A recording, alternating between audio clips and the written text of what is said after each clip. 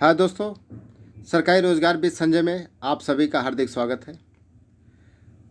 दोस्तों, आज हम बात करेंगे यूपीएसआई जो भर्ती आई थी 2021 में।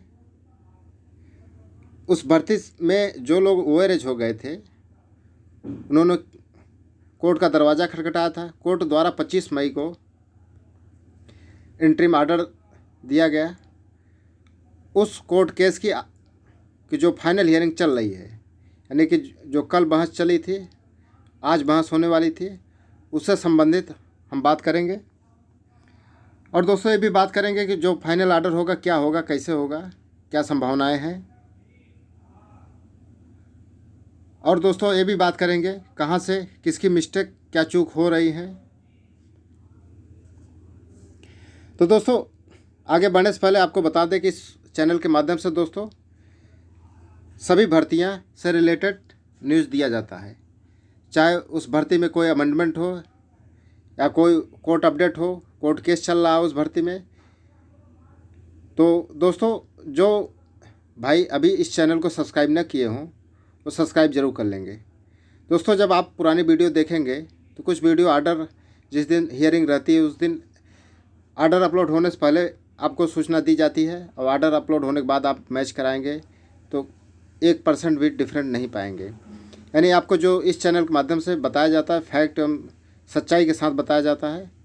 तो दोस्तों, अगर आपको पसंद आएगा तो लाइक ज़रूर करिएगा, लेकिन दोस्तों सब्सक्राइब ज़रूर करिएगा। तो दोस्तों, हम बात करेंगे यूपीएसआई की ओवरएज रिलैक्सेशन की जो फाइनल हियरिंग चल रही है।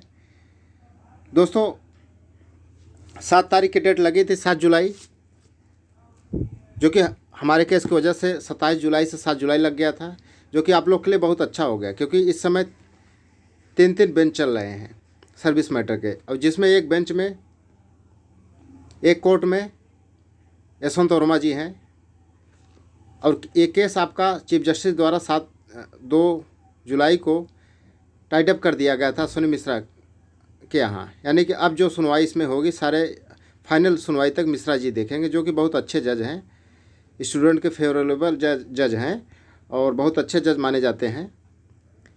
अगर कहीं टाइड अप न हुआ होता दोस्तों तो क्या हाल होता है केस का, क्योंकि आगे हम बताएंगे कि क्या इसमें चल रहा है।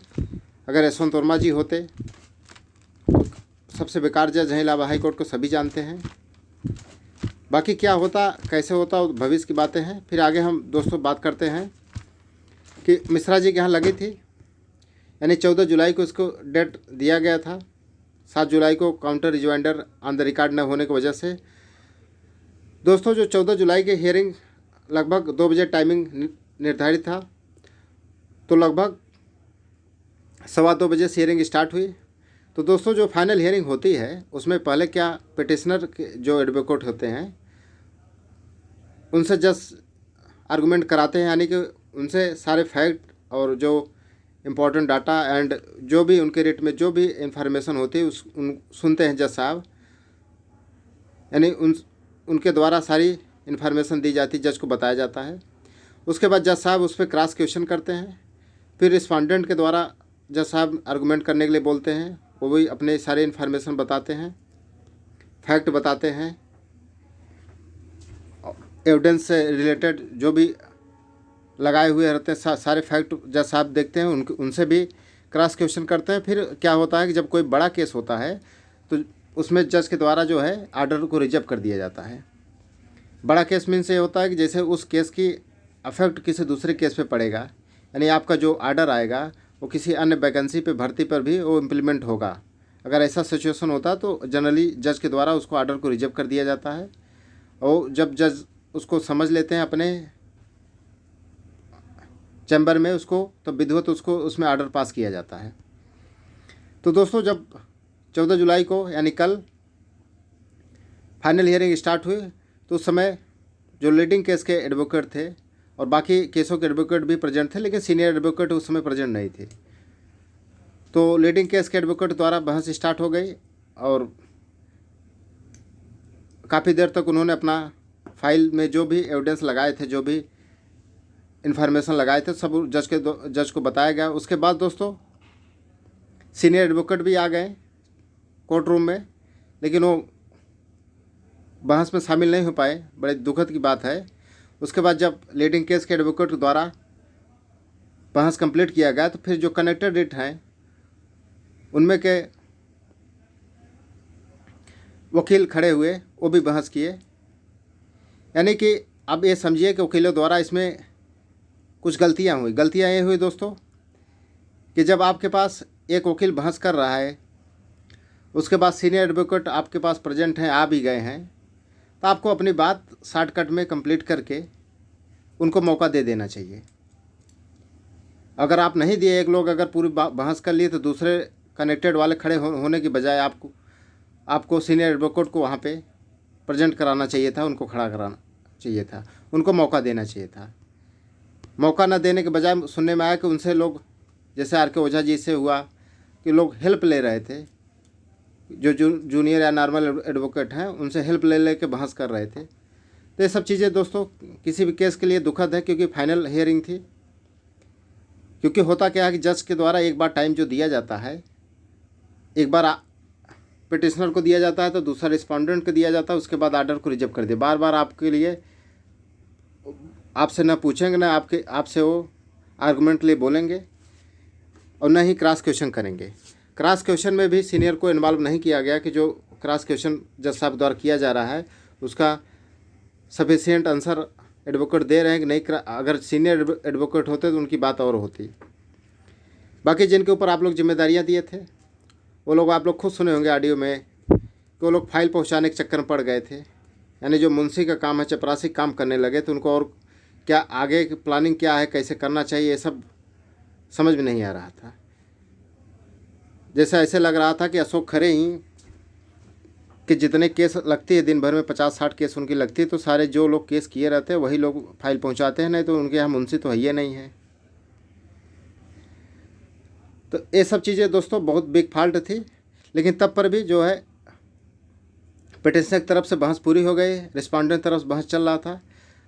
डबल एजी मनीष गोयल जी आए थे, बहस किए। तब तक टाइम जो है 14 जुलाई को यानी कल के दिन 4 बज गया, फाइनल बहस नहीं हो पाई थी। फिर जज साहब के द्वारा 15 जुलाई को डेट दे दिया गया था, लेकिन उसी समय मनीष गोयल जी बता दिए थे हमारी जो है कुछ केसें लगी हुई हैं, हम पहुंच नहीं पाएंगे, जो कि आज वो पहुंच भी नहीं पाए। इसी न पहुंचने की वजह से जज साहब के द्वारा मंडे को डेट दे दिया गया है। यानी कि मनीष को गोयल को रहना ज़रूरी इसलिए है क्योंकि जो आर्गूमेंट चल रहा है और रिस्पोंडेंट की तरफ से है, वो भी अपना आर्गूमेंट पूरा कर लेंगे। उसके बाद इस पूरे आर्गूमेंट को यानी इस पूरे केस को आर्डर के लिए रिजर्व कर देंगे जज साहब। फिर इसमें वो कुछ टाइम ले करके आर्डर इसमें दे देंगे। तो दोस्तों सीनियर एडवोकेट इसीलिए किया जाता है कि जो क्रॉस क्वेश्चन होते हैं उसका रिप्लाई सीनियर कुछ और तरीके से, कुछ और एविडेंस के साथ, उनको अनुभव होता है, एक्सपीरियंस होता है, करता है। लेकिन यहाँ पर जो नॉर्मल एडवोकेट वो भी अपना सीखने के बहाने कि हमें सब कुछ कर दे, हमें हर एक चीज़ कर दे। देखिए दोस्तों, आप लोग केस तो 100% जीतेंगे क्योंकि इतना स्ट्रांग एविडेंस है। और दूसरी बात क्या है कि जज साहब भी बहुत अच्छे हैं जो आप लोग को मिल गए हैं, बहुत अच्छे जज हैं जिनके यहाँ केस चल रहा है। किस्मत है आप लोग की, जीतेंगे तो 100% दोस्तों, उसमें तो कोई संभावना नहीं। लेकिन अगर यहीं की जगह यशवंत वर्मा और कोई और अदर जज होते तो जिस प्रकार वर्क किया जा रहा है, फाइनल बहस के दिन लोग सीरियसली नहीं ले रहे हैं इसको, तो काफ़ी प्रॉब्लम हो जाती। लेकिन अब अश्विनी मिश्रा जी हैं तो इसलिए कोई दिक्कत नहीं होगा, आर्डर तो आपके फेवर में ही आएगा। तो दोस्तों जैसा होगा फिर अब नेक्स्ट डेट मंडे को है, मंडे को जैसा होगा आपको बताया जाएगा। धन्यवाद।